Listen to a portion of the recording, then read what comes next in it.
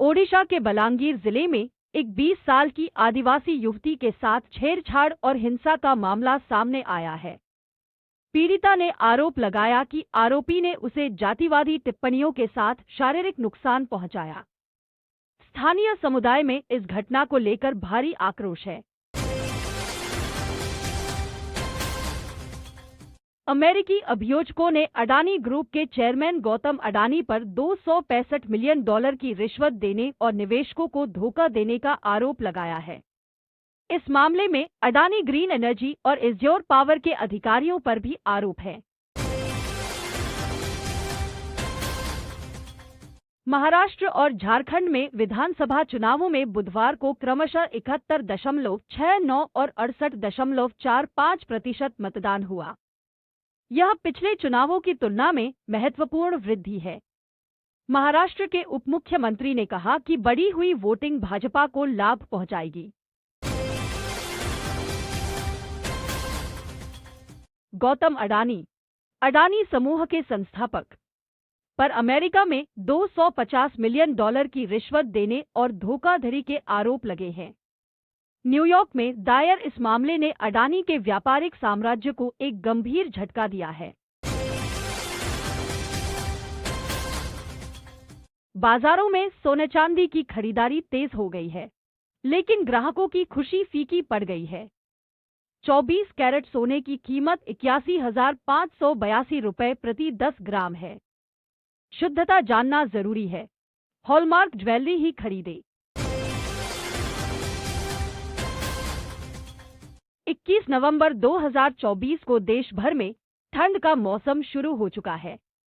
दिल्ली में अधिकतम तापमान 26 डिग्री और न्यूनतम 11 डिग्री रहने का अनुमान है। प्रदूषण से एयर क्वालिटी इंडेक्स खतरनाक स्तर पर पहुंच गया है। पहाड़ी राज्यों में बर्फबारी का दौर भी शुरू। देश भर में पेट्रोल डीजल की कीमतें विभिन्न कारकों पर निर्भर करती हैं, जैसे डॉलर का एक्सचेंज रेट और कच्चे तेल की लागत। वर्तमान में उत्तर प्रदेश में पेट्रोल 95.09 रुपये और बिहार में 106.25 रुपये प्रति लीटर बिक रहा है। भास्कर रिपोर्टर्स पोल में महाविकास अघाड़ी को बहुमत मिलने की उम्मीद जताई गई है। महायुति को 125 से 140 सीटें मिल सकती है, जबकि महाविकास अघाड़ी के पास 135 से 150 सीटें हो सकती हैं। मतदान में 58.45% मतदान हुआ। नतीजे 23 नवंबर को आएंगे।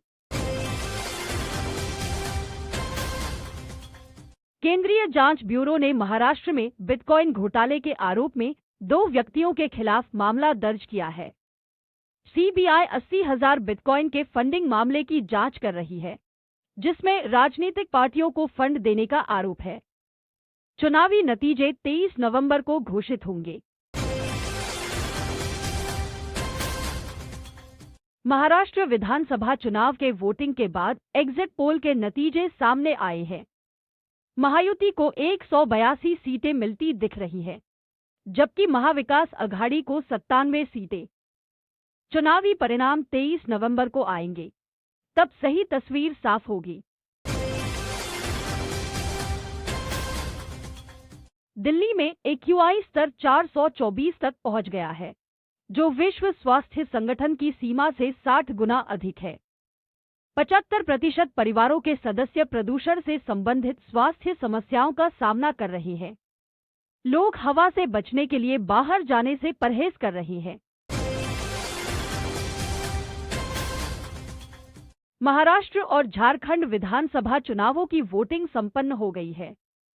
चुनाव परिणाम 23 नवंबर को आएंगे, लेकिन एग्जिट पोल अब सामने आ रहे हैं। ये पोल वोटरों से उनके मतदान के बारे में जानकारी लेकर चुनाव परिणामों का अनुमान लगाते हैं।